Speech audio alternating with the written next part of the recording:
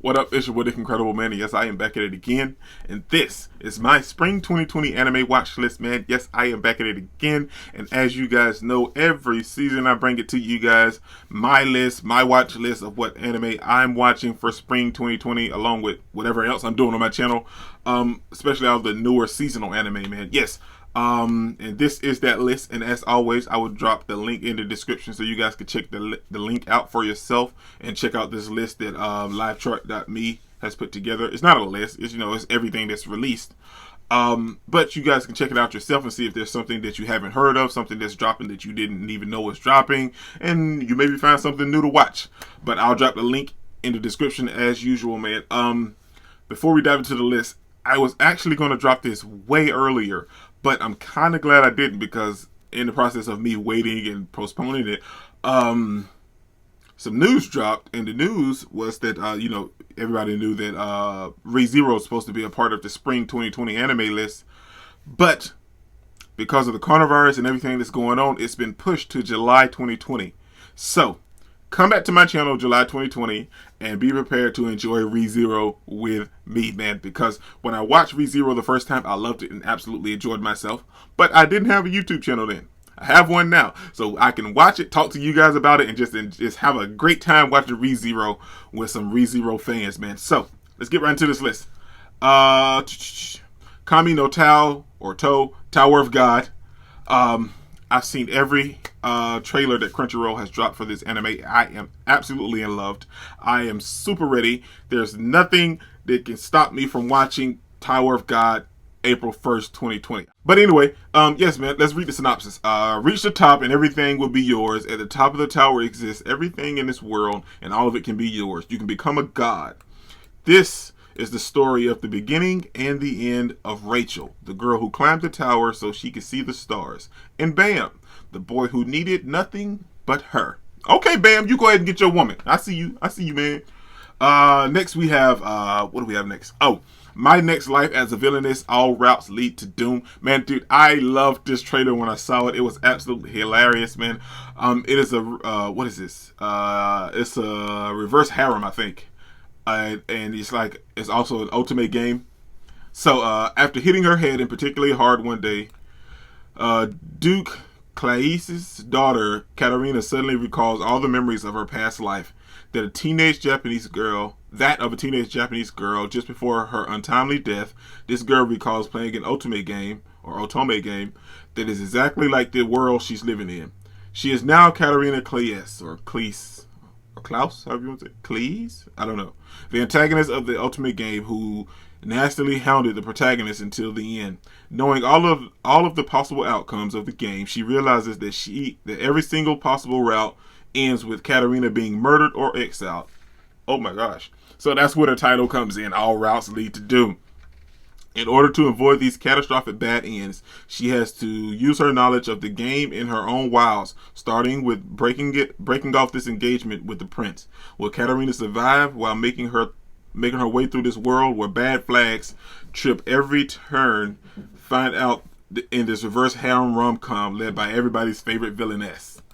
I feel like this one is going to shine this season. I really do. I mean, not to take anything away from Tower Guy, because I feel like that's just going to be the one. Then we have The Eighth Son. Are you kidding me? I watched the trailer and I enjoyed it.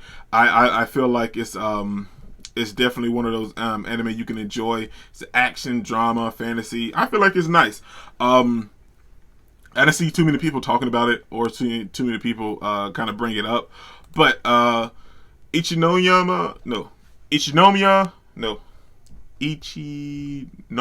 Okay, Ichinomiya Shingo, a 25-year-old man working at a firm company while thinking of tomorrow's busy working day, goes to sleep. However, when he woke up, he found himself in a room unknown to, so it's an isekai, unknown to him, and realized that he's inside a 6-year-old body he's inside a 6-year-old body, taking over his body and mind. He soon learns the memories of the boy was born the youngest child of a poor noble family living in a back country. Wow. Having no administrative skill, he can't do anything to manage the vast land his family has. How are they poor? How are they a poor noble family? Hmm. He is blessed with very rare talent, the talent of magic. Unfortunately, while his talent could bring prosperity to his family, in this situation it only brought disaster. The story of the boy Wendelin von Vino Baumeister opening his own path in this harsh world. I don't even have to talk about this one, but I can because I enjoyed it, and I know I am, and I'm definitely watching the second season, which is the Ascendance of a Bookworm season 2. It was absolutely wonderful. It's an ECK as well. She's traveled to this world where there's no books, but she's creating her own books along with a whole bunch of other stuff that she's creating as well. It's a nice slice of life anime, isekai as well, but it's not your typical isekai. So it's always nice to have that different spin when you're watching something new like that, man. Especially isekai wise, you know what I mean? Because otherwise it can get kind of repetitive in the isekai world. Next is this one just hooked me from the poster itself. It's Gleipnir. I honestly don't know, but anyway, it's like a little bear. Like it's a girl. It's ecchi. I know that. It's let me see. It's action, ecchi, mystery, sinning, and supernatural. Shuichi Kagura is an ordinary high school kid in a boring little town, but when a beautiful classmate is caught in a warehouse fire, he discovers a mysterious power. He can transform into a furry dog with an oversized revolver. What? Revolver and zipper down his back. Okay, see that I don't even have to read anymore to know that I'm already intrigued. He saves the girl's life, sharing his secret with her, but she's searching for the sister who killed her family, and she doesn't care how degrading it gets. She will use Shuichi to accomplish. Okay, so that's where all the ecchi stuff is going to come in, with her using her feminine wiles to get him to help her throughout this case. But dude, did you guys hear that?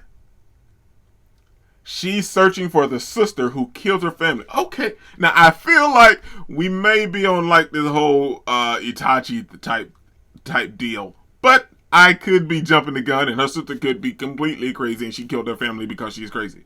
You never know. But from the poster in the story, I'm definitely hooked now. Next we have a Par Ranman, and it's historical.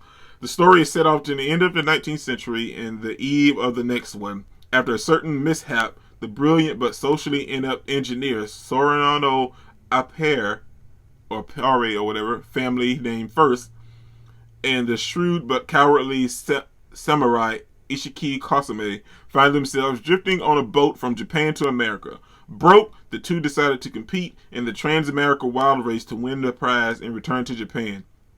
The two battle crazy rivals, outlaws, and great outdoors itself as they race through the Wild West, from the starting line in Los Angeles to the finish line in New York, in the steam-powered car they built. Oh, this seems fun! Dude, the poster, I admit, I'm like a kid in the candy store and I see bright colors and everything like that. A poster would draw me in, but if I read a good synopsis, it'll egg it on, and I'm like, okay, yeah, I see. Next is I'm definitely watching the new Digimon Adventure, only for nostalgia reasons. I may not feel it the same way that it did like when I actually watched it when I was younger, but it's Digimon Adventure redone with better animation and brighter colors and everything else. So oh boy. It's Digimon, and they're kind of going to maybe like retwist the story a little bit. So it's Digimon, man. You can't not watch Digimon. No matter how old you get, it's Digimon, and it's the original Digidestin. It's the original. So you gotta come back for it, man. What else we got? Yeah, I think it's one more. One or two more. Okay. This one is called Listeners. Listen to this. This intrigued my interest a lot. The Great Adolescent Symphony is set in a world where nothing called music exists. A boy meets Miyu, a mysterious girl with an empty audio input jack on her body. When she is plugged into an amp, something that will change the world is set in motion, thus beginning a journey of sound that will never be forgotten. I like a good, calm anime sometimes, and I like a good musical anime. It just seems sometimes it's nice to watch anime that you're not so typically always accustomed to watching. But sometimes it's nice to throw in something a little different in the mix as well. The last one is called Tamayomi.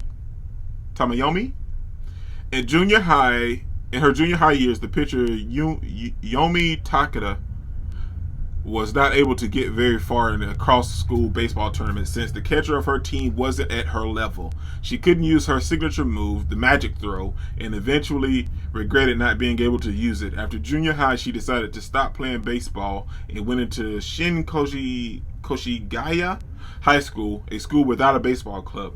There she found her long-lost childhood friend, Tamaki Yamazaki, who used to play catchball with her when they were kids. Tamaki also played baseball during junior high years as a catcher and could even catch Yumi's magic throw. Their promise with each other during their childhood could now be fulfilled, walking together on the road of baseball once again. I love a good emotional, compact story these are the stories that make you sit like when you're watching it, and you get a little teary-eyed, get a little misty-eyed watching it, because you're like, oh wow, they had so many struggles and hard times, and then they overcame. Okay, yeah, I'm just saying that's how it makes me feel, man. But yeah, man, I just want to share that with you guys to kind of just go through everything that I'm watching for 2020 spring, and I know everybody's probably watching Tower of God, just being real. I know. But comment down below and let me know, are you guys watching anything else off my list, man? But that's everything, man. This is your boy, Dick Incredible. Don't forget to smash the like button. You can't smash it anymore. Comment down below and I'll be sure to respond to each and every one of them. And subscribe, but only if you really want to, man. And remember that anime matters, anime is greatness, and anime is life, man. Peace out. Are we gonna play now? Ready for the show? I'm about to take down, you already know. Get the fuck out of my face now.